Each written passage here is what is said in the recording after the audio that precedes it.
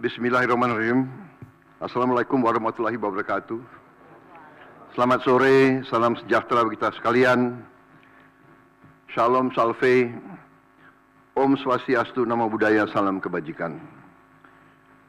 Terima kasih saudara-saudara sekalian, teman-teman dari media, saudara-saudara sekalian. Sore hari ini dari sejak jam 3.50 kurang lebih saya hadir mengikuti rapat tutup tahun dari Menteri Keuangan dan jajarannya. Jadi pada hari ini jajaran Kementerian Keuangan mengikuti arus masuk uang ke pemerintah Indonesia dari perpajakan, dari bea cukai, dari PNBP, ya.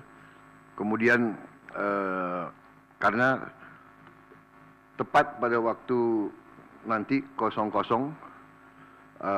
berarti tahun anggaran 2024 ditutup. Tadi saya diberi paparan oleh Menteri Keuangan pelaksanaan dari APBN 2024 dan alhamdulillah di tengah tantangan global yang penuh ketidakpastian, penuh ketegangan, penuh penekanan terhadap perekonomian dunia seluruhnya yang mempengaruhi harga-harga komoditas, yang ujungnya mempengaruhi penerimaan kita, juga mempengaruhi harga-harga minyak dan gas. Ternyata kita masih bisa mengelola keuangan negara dengan prudent, dengan bijak, dengan hati-hati, dan kita masih mampu untuk mengendalikan defisit kita dalam koridor yang masih cukup hati-hati dan cukup mampu kita kelola. Dalam hal ini juga saya kira ada baiknya juga saya menyampaikan beberapa hal tentang kenaikan tarif pajak pertambahan nilai PPN yang mungkin masih ada suatu keraguan-raguan atau suatu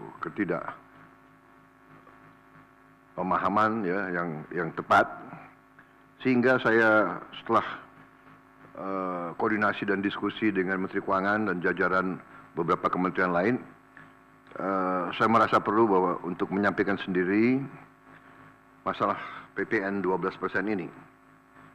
Jadi saudara-saudara sekalian, kenaikan tarif pajak pertambahan nilai menjadi 12% ini merupakan amanah, merupakan perintah dari Undang-Undang Nomor 7 Tahun 2021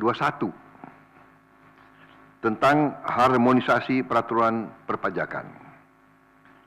Jadi, sesuai kesepakatan pemerintah Republik Indonesia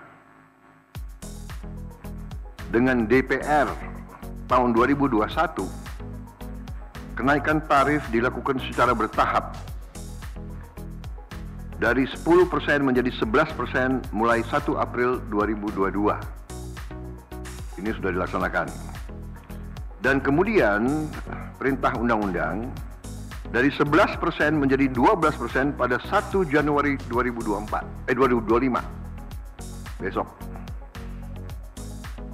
Kenaikan secara bertahap ini dimaksud agar tidak memberi dampak yang signifikan terhadap daya beli masyarakat,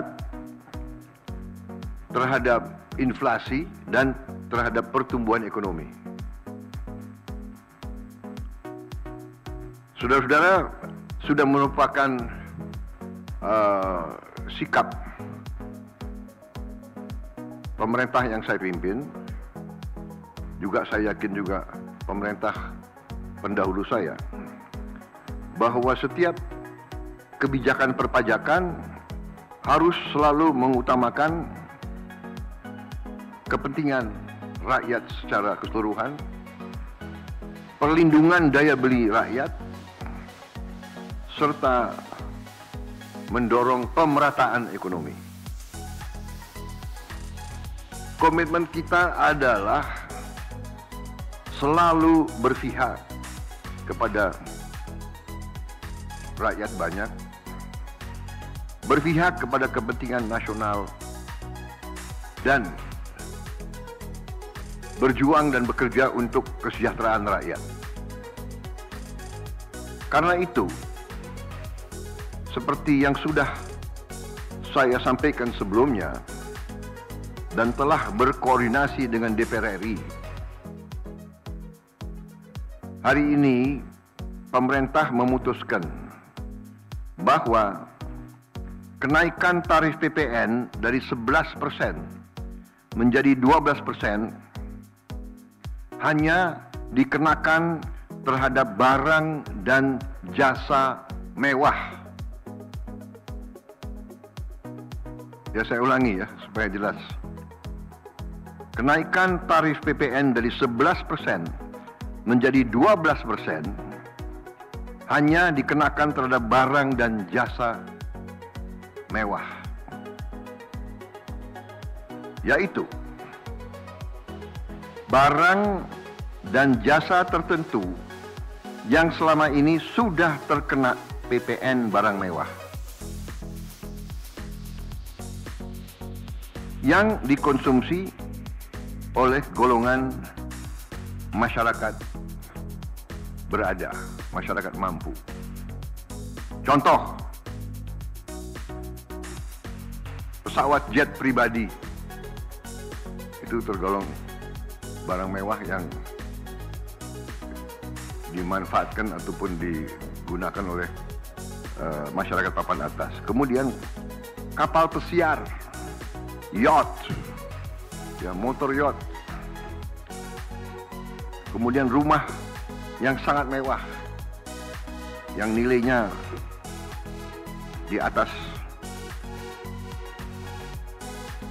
golongan menengah. Artinya,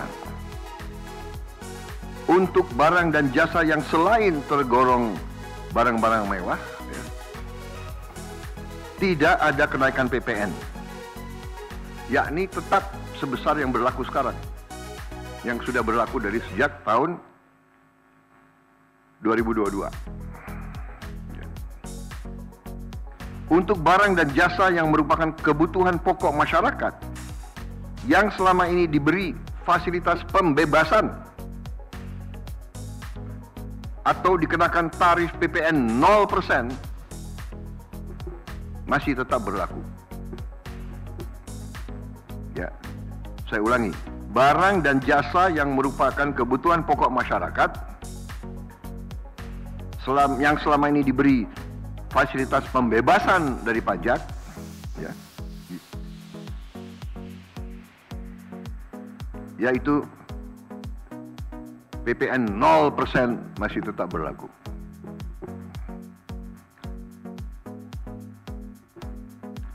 Pemerintah telah berkomitmen memberi paket stimulus. Ya. Nilai stimulus itu adalah 38,6 triliun. Seperti yang pernah diumumkan sebelumnya. Bantuan beras untuk 16 juta penerima bantuan pangan, 10 kg per bulan. Diskon 50% untuk pelanggan listrik dengan daya maksimal 2200 volt. Pembiayaan industri padat karya. Insentif PPH pasal 21 bagi pekerja dengan gaji sampai dengan rupiah 10 juta per bulan. Kemudian bebas PPh bagi UMKM beromset kurang dari 500 juta per tahun dan lain sebagainya. Jadi paket stimulus ini nilainya semua adalah 38,6 T. Untuk barang dan jasa yang dibutuhkan oleh masyarakat banyak, yang tetap diberi pembebasan PPN, yaitu tarif 0%, antara lain kebutuhan pokok, beras, daging, ikan, telur, sayur, susu segar, jasa pendidikan, jasa kesehatan, jasa angkutan umum, rumah sederhana, air minum. Saudara-saudara, dengan ini saya kira sudah sangat jelas bahwa pemerintah akan terus berupaya untuk menciptakan sistem perpajakan yang adil dan pro rakyat. Saya kira hal-hal yang lebih teknis akan ditindaklanjuti oleh kementerian-kementerian yang terkait dan semua lembaga yang terkait. Saya kira itu saja dari saya. Terima kasih. Wassalamualaikum warahmatullahi wabarakatuh. Shalom Salve, Om Santi Santi Santi, Om Namo Buddhaya, salam kebajikan, dan selamat malam tahun baru. Dan saudara lihat, malam tahun baru pemerintah masih bekerja. Ya. Sampai nanti jam 00.00 pemerintah tetap sebagian besar pejabat ada di kantor masing-masing. Saya kira itu. Sekali lagi, untuk seluruh saudara-saudaraku sebangsa dan setanah air, selamat menghadapi tahun baru. Kita hadapi tahun baru dengan gembira, optimis, percaya diri bahwa Indonesia akan bangkit. Terima kasih. Selesai.